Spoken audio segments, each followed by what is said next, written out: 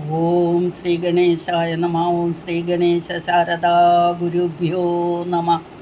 ഓം സദാശിവസമാരംഭാം ശങ്കരാചാര്യമധ്യമാം അസ്മദാചാര്യപര്യന്താം വന്ദേ ഗുരുപരമ്പരാം. ഓം പീതാംബരം കരവിരാജിതശങ്കചക്രകൗമോദകീ സരസിജം കരുണാസമുദ്രം രാധാസഹായമതിസുന്ദരമന്ദഹാസം വാതാലയേശമനിശം ഹൃദി ഭാവയാമി. ഓം കൃഷ്ണായ വാസുദേവായ ദേവകീ നന്ദനായ ച നന്ദഗോപകുമാരായ ഗോവിന്ദായ നമോ നമഃ. ഓം സച്ചിദാനന്ദരൂപായ വിശ്വോൽപത്യാദിഹേതവേ താപത്രയവിനാശായ ശ്രീകൃഷ്ണായ വയം നുമഃ. ഓം നമോ ഭഗവതേ വാസുദേവായ. ഓം ശ്രീകൃഷ്ണായ പരബ്രഹ്മണേ നമഃ. ഓം വിശ്വസ്മൈ നമഃ. ഹരി ഓം. ശ്രീമന്നാരായണീയം പഠന പരമ്പരയിലേക്ക് എല്ലാവർക്കും സുസ്വാഗതം. സുപ്രഭാതം, ശുഭദിനം നേരുന്നു.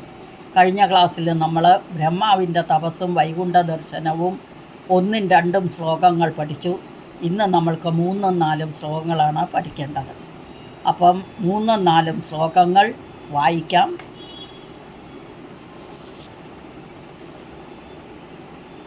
കഴിഞ്ഞ ക്ലാസ്സിൽ തപ എന്ന 2 വാക്കുകൾ ഭഗവാൻ കേൾപ്പിച്ചു കൊടുത്തു ബ്രഹ്മാവിന്. അതായത് സൃഷ്ടി ചെയ്യാൻ എങ്ങനെ സൃഷ്ടി ചെയ്യും എന്നറിയാതെ ചിന്താകുലനായിരുന്ന ബ്രഹ്മാവിന് 2 വാക്കുകൾ അശരീരിയായി കേൾപ്പിച്ചു കൊടുത്തു. ആകാശത്ത് നിന്ന് 2 വാക്കുകൾ കേൾപ്പിച്ചു കൊടുത്തു. തപ എന്നിങ്ങനെ. അപ്പോൾ ആ തപ എവിടുന്നാണ് വന്നേന്ന് ബ്രഹ്മാവിന് അറിയില്ല. അപ്പോൾ ബ്രഹ്മാവ് അത് തിരക്കി. അതാരാണ് പറഞ്ഞത്, എവിടെ നിന്നാണ് വന്നത് എന്നൊക്കെ അന്വേഷിച്ചു. എല്ലായിടത്തും തിരഞ്ഞു, പക്ഷേ കണ്ടില്ല, ആരെയും കണ്ടില്ല. പിന്നെ ബ്രഹ്മാവ് തന്നെ മനസ്സിലാക്കി അതിൻ്റെ അർത്ഥം തപസ് ചെയ്യൂ എന്നാണെന്ന്. പിന്നെ എന്നിട്ട് 1000 വർഷങ്ങൾ തപസ് ചെയ്തു. അങ്ങനെ ഭഗവാൻ പ്രത്യക്ഷപ്പെട്ടു.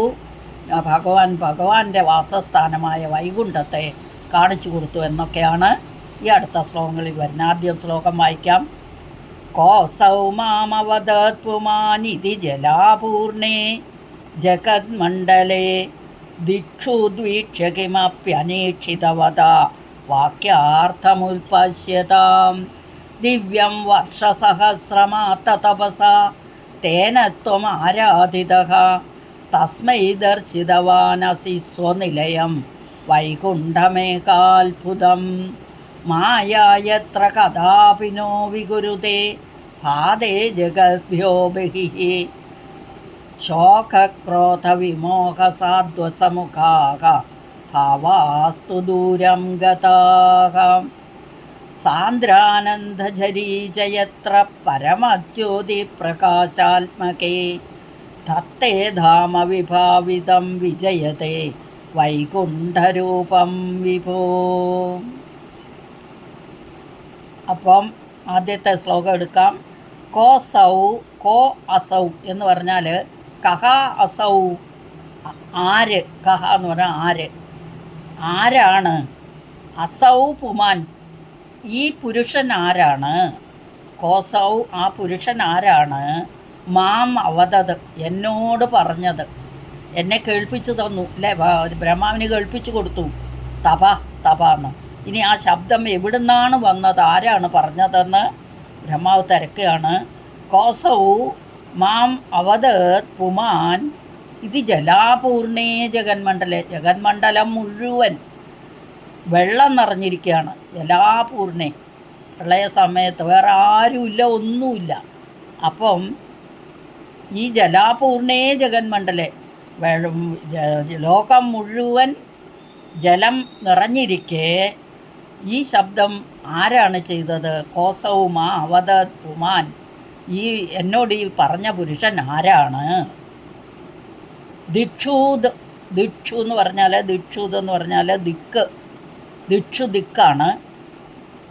ദിക്ഷൂത് എന്ന് പറഞ്ഞാൽ ദിക്കുകളെ, നാനാദിക്കുകൾ, എല്ലാ ദിക്കുകളിലേക്കും എന്നർത്ഥം. വീക്ഷ്യ എന്ന് പറഞ്ഞാൽ കണ്ടിട്ട് അല്ലെങ്കിൽ നോക്കിയിട്ട്, എല്ലാ ദിക്കുകളിലേക്കും നോക്കിയിട്ട് എന്നർത്ഥം. വീക്ഷ്യ, അതാണ് ദിക്ഷൂത് വീക്ഷ്യ. രണ്ടും കൂടെ കൂടുമ്പോൾ ഒന്നിച്ചാകുമ്പോൾ ദിക്ഷൂദ്വീക്ഷ്യ എന്ന് വരും. ദിക്ഷൂത് വീക്ഷ്യാണ് ദിക്ഷൂദ്വീക്ഷ്യ.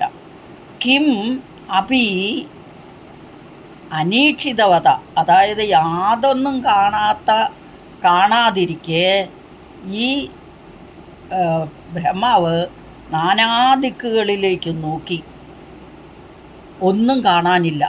അപ്പം വാക്യ അർത്ഥം ഉത്പശ്യത, ആ വാക്കുകളുടെ അർത്ഥം ഉത്പശ്യത എന്ന് പറഞ്ഞാൽ കണ്ടുപിടിച്ചു ബ്രഹ്മാവ്.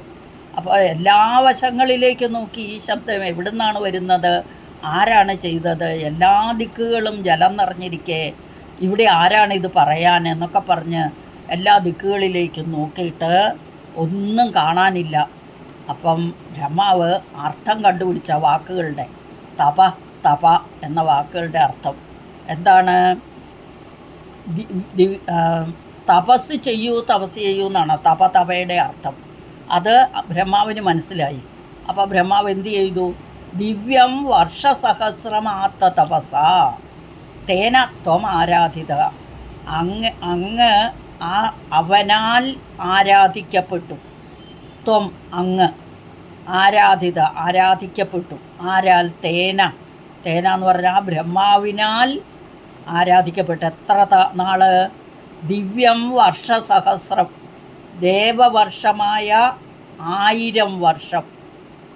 ദിവ്യമായ അല്ലെങ്കിൽ ദേവവർഷമായ 1000 വർഷം തപസ് ചെയ്തു ബ്രഹ്മാവ്. അപ്പോൾ ആ തപസ്സിനെ സ്വീകരിച്ചു. ആത്ത എന്ന് പറഞ്ഞാൽ ആത്തം സ്വീകരിക്കുക എന്നാണ്. അപ്പോൾ ആത്തം സ്വീകരിച്ചു. എത്ര? ദിവ്യമായ 1000 വർഷം, ദേവവർഷമായ 1000 വർഷം ബ്രഹ്മാവ് തപസ് ചെയ്തു. അവനാൽ അങ്ങ് ആരാധിക്കപ്പെട്ടു എന്ന് പറഞ്ഞാൽ ബ്രഹ്മാവ് തപസ് ചെയ്ത് ഭഗവാനെ ആരാധിച്ചു, തപസ് ചെയ്തു എന്നർത്ഥം. തസ്മൈ ദർശിതവാൻ അസി സ്വനിലയം. തസ്മൈ വൈകുണ്ഠമേകാത്ഭുതം. അപ്പം കാണിച്ചു കൊടുത്തപ്പോഴോ അല്ലെങ്കിൽ ബ്രഹ്മാവ് തപസ് ചെയ്തപ്പോഴോ ഭഗവാൻ സന്തുഷ്ടനായി അല്ലേ? അങ്ങനെ തസ്മൈ അവനായിക്കൊണ്ട് എന്ത് ചെയ്തു? ദർശിതവാൻ അസി, ആ ബ്രഹ്മാവിനെ ഏകാത്ഭുതമാകുന്ന, അസി എന്ന് പറഞ്ഞാൽ ആകുന്ന, അത്ഭുതമാകുന്ന അങ്ങയുടെ സ്വന്തം സ്ഥാനം അല്ലെങ്കിൽ അങ്ങയുടെ വാസസ്ഥാനമായ ആ അത്ഭുതമാകുന്ന വൈകുണ്ഠത്തെ അങ്ങ് കാണിച്ചു കൊടുത്തു എന്നർത്ഥം. തസ്മൈ അവനായിക്കൊണ്ട് ദർശിതവാൻ അസി കാണിച്ചു കൊടുത്തു. ദർശിക്കപ്പെട്ടു. സ്വനിലയം, സ്വന്തം നിലയം, തൻ്റെ വാസസ്ഥാനമാവും അത്ഭുതവുമായിരിക്കുന്ന ആ വൈകുണ്ഠത്തെ കാണിച്ചു കൊടുത്തു ഭഗവാൻ ബ്രഹ്മാവിന്. അതാണ് കോസൗ മാം അവദത് പുമാൻ അഗ്നി. കോ അസൗ, ആരാണീ? പുമാൻ അസൗ, ഏത് മനുഷ്യനാണ് അല്ലെങ്കിൽ ഏത് പുരുഷനാണ് ആ പറഞ്ഞത്? മാം, എന്നോട്, അവദത് പറഞ്ഞത്. വധിക്കുക എന്ന് പറഞ്ഞാൽ പറയുക, അവദത് എന്ന് പറഞ്ഞാൽ ആ പറഞ്ഞത് എന്ന് അർത്ഥം. ജലാപൂർണെ, ജഗന്മണ്ഡലം മുഴുവൻ ഇരിക്കെ ദിക്ഷൂത് വീക്ഷ്യ കിം അപ്പി അനീക്ഷിതവത. അനീക്ഷിതവത എന്ന് പറഞ്ഞാൽ കിം അഭി എന്ന് പറഞ്ഞാൽ ആകട്ടെ, അതായത് കിം ഒന്നും, അതായത് ഒന്നും കാണാത്ത സമയം, അതായത് യാതൊന്നും കാണപ്പെടാതിരിക്കുമ്പോൾ അല്ലെങ്കിൽ കാണപ്പെടാത്തവന് അനീക്ഷിതവത, ഒന്നും കാണാത്തത് കൊണ്ട് 4 ദിക്കുകളിലേക്ക് നോക്കിയപ്പം ഒന്നും കാണാനില്ല. അപ്പോൾ വാക്യ അർത്ഥം ഉൽപ്പശ്യത, വാക്കുകളുടെ അർത്ഥം എന്താണെന്ന് ബ്രഹ്മാവിന് കണ്ടുപിടിച്ചു ബ്രഹ്മാവ്. എന്നിട്ട് എന്തായിരുന്നു? തപ എന്ന് പറഞ്ഞാൽ തപസ് ചെയ്യൂ, തപസ് ചെയ്യൂ. ദിവ്യം വർഷസഹസ്രം ആത്ത തപസ്. ആത്ത എന്ന് പറഞ്ഞാൽ സ്വീകരിക്കുക, തപസ് തന്നെ. തേന അവനാൽ, ആ ബ്രഹ്മാവിനാൽ, ത്വം അങ്ങ് അങ്ങ് ആരാധിക്കപ്പെട്ടു. എന്നിട്ടോ തസ്മൈ അവനായിക്കൊണ്ട് സ്വനിലയം, തൻ്റെ നിലയമായ അല്ലെങ്കിൽ വാസസ്ഥാനമായ വൈകുണ്ഠം, ഏകാത്ഭുതമായിരിക്കുന്ന വൈകുണ്ഠം, അതാണ് വൈകുണ്ഠമേകാത്ഭുതം, അത്ഭുതമായിരിക്കുന്ന ആ വൈകുണ്ഠത്തെ ദർശിതവാനസി, തസ്മൈ ദർശിതവാനസി, അവനായിക്കൊണ്ട് കാണിച്ചു കൊടുത്തു എന്ന്. ദിവ്യം വർഷസഹസ്രമാത്ത തപസ തേന ത്വം ആരാധിതഃ തസ്മൈ ദർശിതവാനസി സ്വനിലയം വൈകുണ്ഠമേകാത്ഭുതം. അസി ആകുന്ന, അപ്പം തൻ്റെ സ്വന്തം വാസസ്ഥാനമാകുന്ന ഏക അത്ഭുതമായിരിക്കുന്ന ആ വൈകുണ്ഠത്തെ ഭഗവാൻ സന്തോഷമായിട്ട് ബ്രഹ്മാവിന് കാണിച്ചു കൊടുത്തു എന്നർത്ഥം. ഇനി ആ വൈകുണ്ഠത്തെപ്പറ്റി വിശേഷണങ്ങളും ആയിട്ട് വൈകുണ്ഠത്തെ വിശേഷിപ്പിക്കുന്നു. മായ യത്ര കഥാവിനോ വിഗുരുതേ ഭാതേ ജഗൽഭ്യോ ബഹിഃ ശോകക്രോധ വിമോഹ സാധ്വസമുഖാഃ ഭാവാസ്തു ദൂരം ഗതാഃ. മായ തന്നെ എത്ര, എവിടെ, കഥാപി എവിടെ, ഒട്ടും തന്നെ ഒരിക്കലും എന്ന് പറഞ്ഞാൽ ഒരു സമയത്തും നഹ വികൃതി, അതായത് വികൃതി എന്ന് പറഞ്ഞാൽ വികൃതി എന്ന് പറഞ്ഞാൽ ഒന്ന് തന്നെയാണ്. അപ്പം ഒരു മായയ്ക്കും അല്ലെങ്കിൽ മായയ്ക്കും അപ്പുറത്ത്, മായയാകുന്ന ലോകത്തെ അപ്പുറം ബഹിഹി എന്നുണ്ട് ഇവിടെ.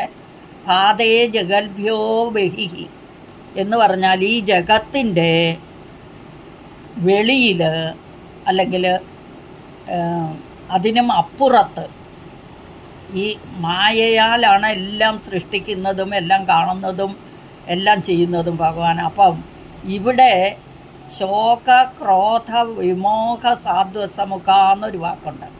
അതായത് ശോകവും അതൊന്നിച്ചു പറയണം. ശോക ക്രോധ ലോഭ മോഹ മതമാത്സര്യമാണ് ഇവിടെ ഉദ്ദേശിക്കുന്നത്. സാധ്വസം എന്ന് പറഞ്ഞാൽ ഭയം എന്നർത്ഥം. അപ്പോൾ ശോകം സങ്കടമാണ്, ദുഃഖമാണ്. ക്രോധം തന്നെ ദേഷ്യം. ക്രോധം വിമോഹം, അത് മോഹം. അജ്ഞാനം, ഇവിടുത്തെ മോഹം എന്ന് പറയുന്ന അജ്ഞാനം. സാധ്വസം ഭയം, മുഖാഹ എക്സെട്ര. അപ്പോൾ ശോകക്രോധ ലോഭ മോഹ മതമാത്സര്യങ്ങൾ ഒന്നും ഇവിടെ, അതിനെല്ലാം അപ്പുറത്താണ് ആ വൈകുണ്ഠലോകം. അതൊന്നും ഇവിടെയെല്ലാം വിദൂരമാകുന്നു എന്ന് പറഞ്ഞാൽ ഇവിടെ അതൊന്നുമില്ല, അതൊക്കെ ദൂരത്താണെന്നർത്ഥം. ദൂരം ഗത എന്ന് പറഞ്ഞാൽ വിദൂരമാകുന്നു എന്നർത്ഥം. അതൊന്നും ഭാവാസ്തു, അവയ്ക്കൊന്നിനും ഇവിടെ വൈകുണ്ഠത്തിൽ ഒരു സ്ഥാനവുമില്ല എന്ന് ആ വൈകുണ്ഠത്തെ വിശേഷിപ്പിക്കുക. അപ്പം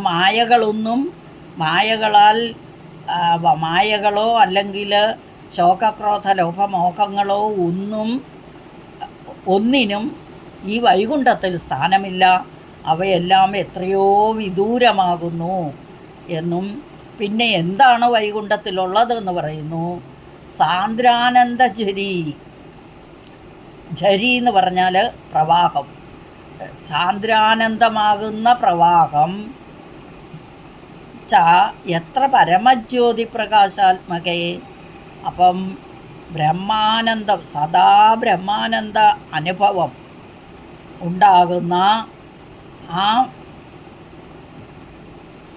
തത്തേ ധാമം, ആ ധാമം എന്ന് പറഞ്ഞാൽ വാസസ്ഥലം ആകുന്ന വൈകുണ്ഠത്തിൻ്റെ രൂപം അല്ലയോ ഗുരുവായൂരപ്പ വിജയിക്കട്ടെ എന്ന്. അപ്പോൾ സാന്ദ്രാനന്ദചരി വൈകുണ്ഠത്തിൽ സദാ ബ്രഹ്മാനന്ദ അനുഭവം ഉണ്ടാകുന്നു. അപ്പോൾ അവിടെ അതാണ്. അപ്പോൾ പരമജ്യോതി പ്രകാശം എന്ന് പറഞ്ഞാൽ ഏറ്റവും ശ്രേഷ്ഠമായ ഈ പ്രകാശിക്കുന്ന, അതായത് സർവോത്കൃഷ്ടമായ ആ വൈകുണ്ഠം, അല്ലയോ ഗുരുവായൂരപ്പ, അങ്ങയുടെ ആ വാസസ്ഥാനമായ വൈകുണ്ഠം വിജയതേ, വിജയിക്കട്ടെ. നീ വൈകുണ്ഠം എന്ന് പറഞ്ഞാൽ അർത്ഥം എന്താ? കുണ്ഠതകളില്ലാത്ത സ്ഥലം. കുണ്ഠത എന്ന് പറഞ്ഞാലോ ദുഃഖങ്ങളും വേറെ യാതൊന്നിനും അവിടെ സ്ഥാനമില്ല. അപ്പോൾ കുണ്ഠതയില്ലാത്ത സ്ഥലം വൈകുണ്ഠം, കുണ്ഠതയില്ലാത്ത ലോകം, അതാണ് വൈകുണ്ഠം. ഇനി ജഗത്ത് എന്ന് പറഞ്ഞാൽ എന്താണ്? ജഗത്ത് എന്ന് പറഞ്ഞാൽ ജായതേ ഗച്ഛതി, ജായതേ ഗച്ഛതി തിഷ്ഠതി ഇതി ജഗത്ത്. ജായതേ ഗച്ഛതി തിഷ്ഠതി ഇതി ജഗത്ത്. ജഗത്ത് എന്നുള്ളതിൻ്റെ പിരിച്ചു പറഞ്ഞതാണ്. ഇനി ആത്തം എന്ന് പറഞ്ഞാൽ സ്വീകരിക്കുക. ആത്ത തപസ എന്ന് പറഞ്ഞാൽ തപസ്സിനെ സ്വീകരിച്ചു. ദിവ്യം വർഷസഹസ്രം, ദിവ്യങ്ങളായ 1000 വർഷം എന്നും എടുക്കാം. ദിവ എന്ന് പറഞ്ഞാൽ ദേവലോകം, അല്ലേ, ദേവം.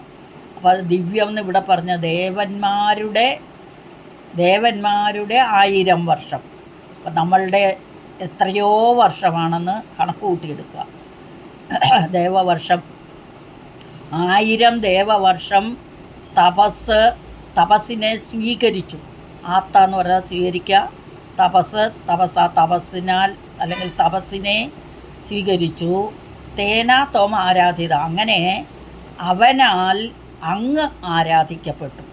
അപ്പം ആ ബ്രഹ്മാവ് 1000 വർഷം, ദേവവർഷമായ 1000 വർഷം തപസ് ചെയ്ത് ഭഗവാനെ സന്തോഷിപ്പിച്ചു, അല്ലേ, ഭഗവാനെ ആരാധിച്ചു. തസ്മൈ, അവനായിക്കൊണ്ട് എന്താ ചെയ്തേ? ദർശിതവാനസി, കാണിച്ചു കൊടുത്തു. എന്ത്? സ്വനിലയം വൈകുണ്ഠമേ, ഏകാത്ഭുതമായിരിക്കുന്ന വൈകുണ്ഠം എന്ന തൻ്റെ വാസസ്ഥലത്തെ ബ്രഹ്മാവിന് കാണിച്ചു കൊടുത്തു. എന്തുകൊണ്ട്? ആ തപസ്സിൽ സന്തുഷ്ടനായി. എന്നിട്ട് ആ ഏക അത്ഭുതം, ലോകത്തിലെ ഏറ്റവും അത്ഭുതമാണ് വൈകുണ്ഠം. അത് പിന്നെ പറയുന്നു, മായാ എത്ര കഥാഭിനോ വികൃതി, ഒരു വികൃതികളും, അതായത് കഥാപി എന്ന് പറഞ്ഞാൽ ഒരിക്കലും, മായാ എത്ര, എവിടെ ഒരിക്കലും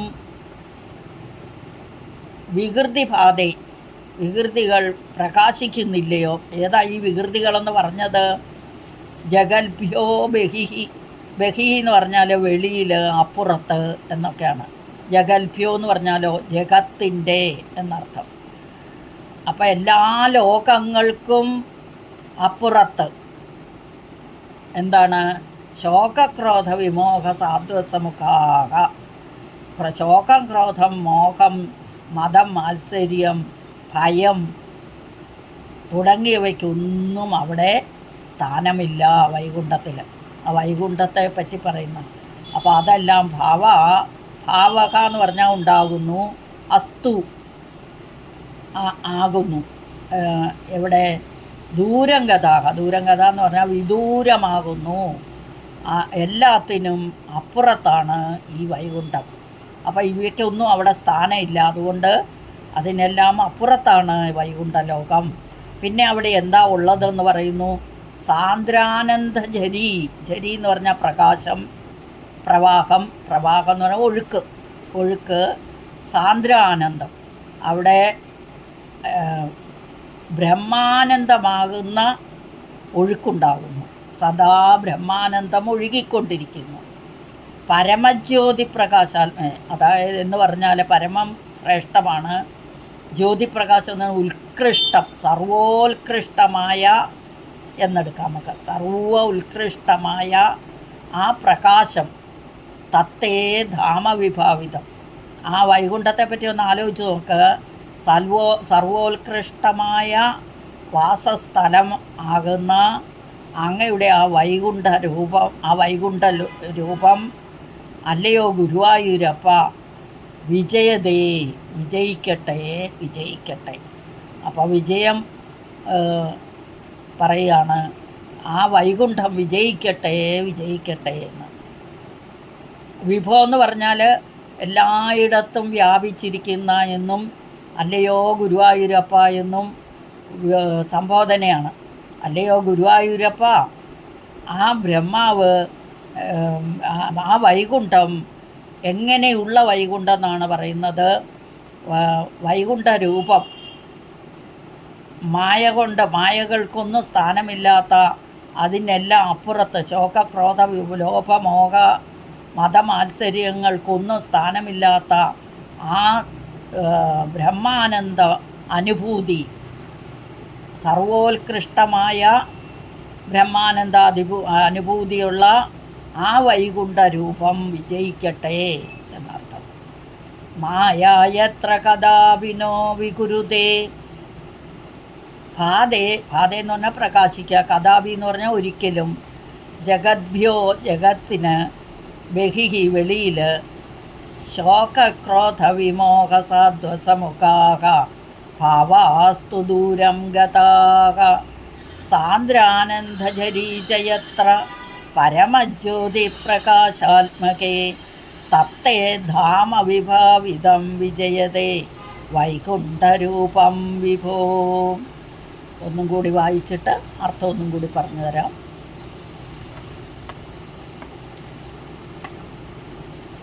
കോസൗ മാമവദത് പുമാൻ ഇതി ജലാപൂർണേ ജഗന്മണ്ഡലേ ദിക്ഷുദ്വീക്ഷ്യ കിമപ്യനീക്ഷിതവത വാക്യാർത്ഥമുൽപശ്യതാം ദിവ്യം വർഷസഹസ്രമാത്തതപസാ തേന ത്വമാരാധിതഃ തസ്മൈ ദർശിതവാനസി സ്വനിലയം വൈകുണ്ഠമേകാത്ഭുതം.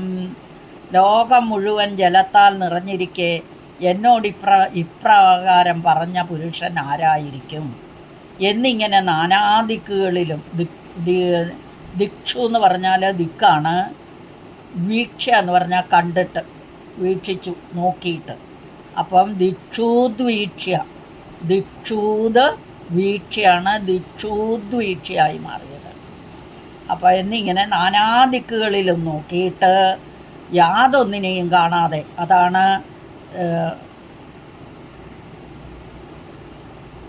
യാതൊന്നിനെയും കാണാതെ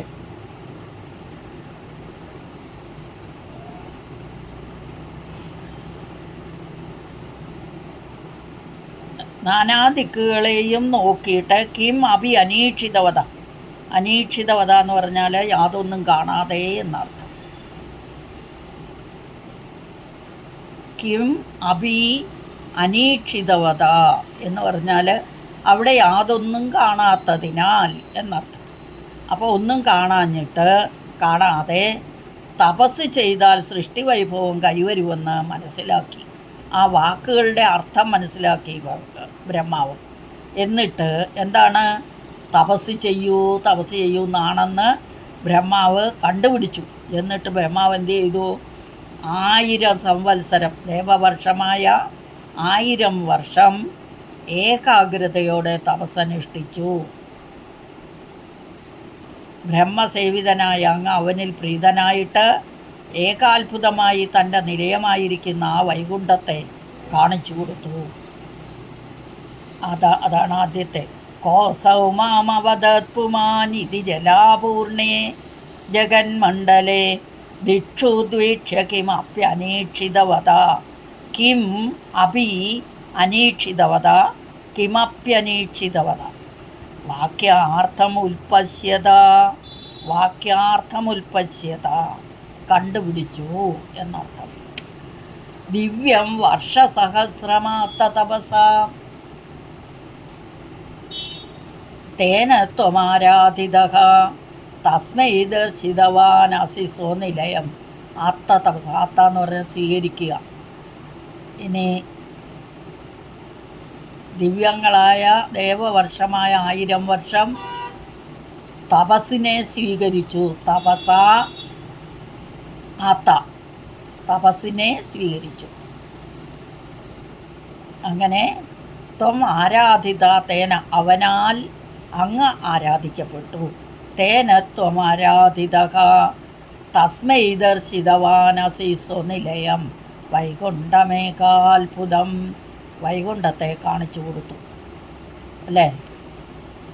എങ്ങനെയുള്ള വൈകുണ്ഠം എന്നാണ് ബാക്കിയൊക്കെ വിശേഷണങ്ങൾ. ഏകാത്ഭുതമായിരിക്കുന്നതും അങ്ങയുടെ വാസസ്ഥാനമായിരിക്കുന്നതും ആയ വൈകുണ്ഠത്തെ കാണിച്ചു കൊടുത്തു.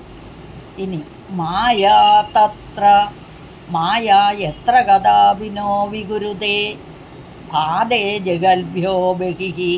ബഹിഹി എന്ന് പറഞ്ഞാൽ വെളിയിൽ അല്ലെങ്കിൽ അപ്പുറത്ത് എന്നൊക്കെ അർത്ഥം. കഥാപി ഒരിക്കലും, വിഗുരുതേ വികൃതി,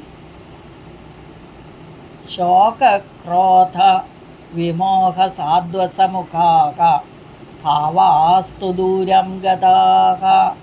ഈ പറയുന്ന എല്ലാ കാര്യങ്ങളും വിദൂരത്താകുന്നു.